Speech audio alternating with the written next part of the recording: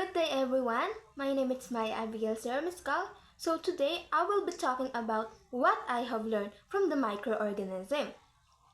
Microorganisms are the tiny living things where they cannot see with our eyes.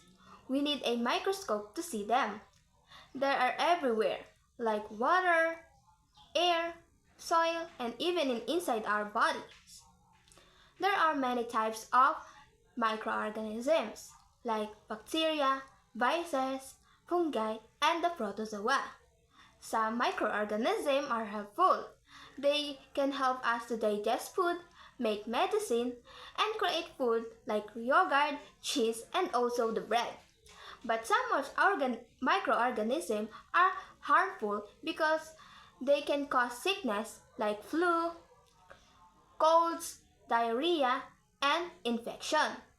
That is why we should always keep ourselves clean.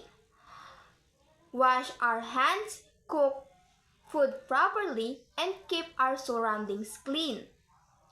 I learned that microorganisms are very small, but they can have a big effect in our lives. Sometimes it's good, but sometimes it's bad. So that's all. Thank you for your listening.